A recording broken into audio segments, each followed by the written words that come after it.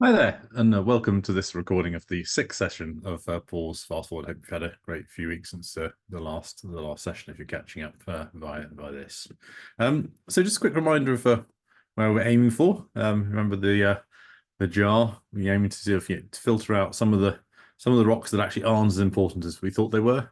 Quite a lot of the gravel that's in there, and you still put the rocks in the jar first, and then the gravel, and then allowing yourself to have some more time as a result. That bit of space in the top of the jar is absolutely vital for creating a bit more thinking time.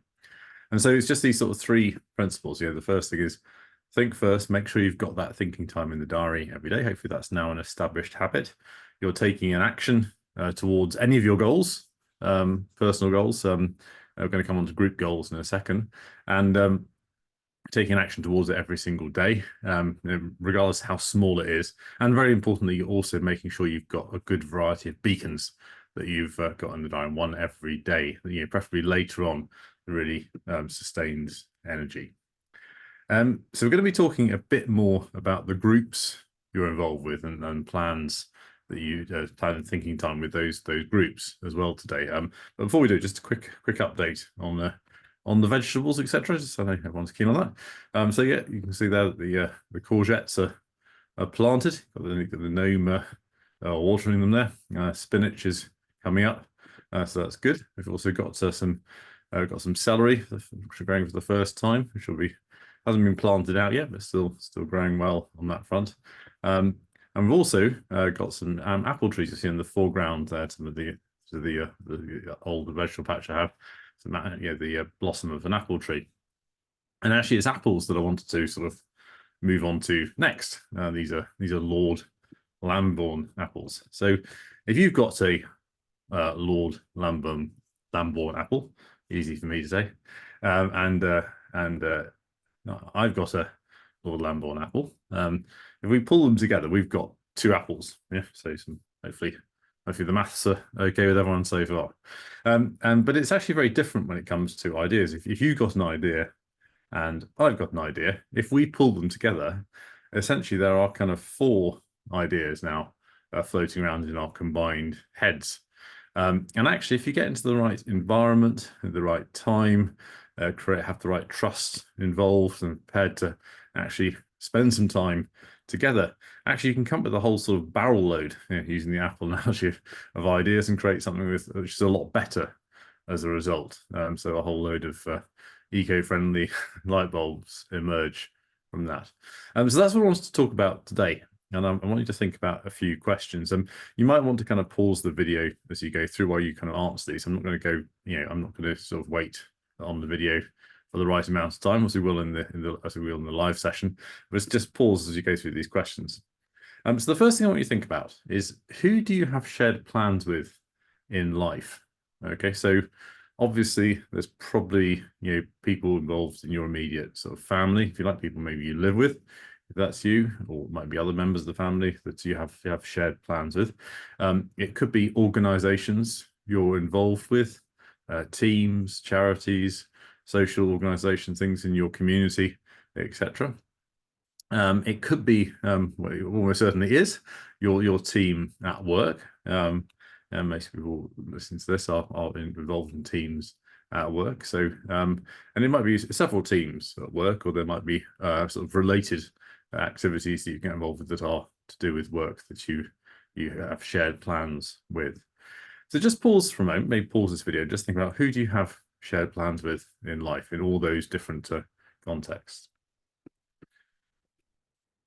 So having thought about that, the next question I want you to put to yourself is, when do you next meet to talk to them about those plans? Okay, so when do you next meet as a group for each one of those groups? When are you next meeting up to talk about those plans? And so just note down now against each one of those groups when that date is, or if there isn't a date, just put a no date down against it. Okay, so that's the second question. Again, pause just while you think about that and review your diary. Now, the third question I want you to ask is, if it is a you have got a meeting planned in with that group, is this a regular catch-up? Is it not? Is it not? It's not just a one-off coincidence you happen to be getting together. Is this a regularly planned thing that you're going to get together on a regular basis, and you're going to be talking about the plans, maybe informally or formally? It doesn't have to be for a particularly long period or particularly sort of very well organized meeting. It could be going for a walk with those people talking about plans together. So is it irregular catch-up? So that's the third question I want you to ask. Okay, and again, pause just while you think about whether that really is a regular catch-up. When you have this one, will the next one be planned in automatically afterwards by what you do?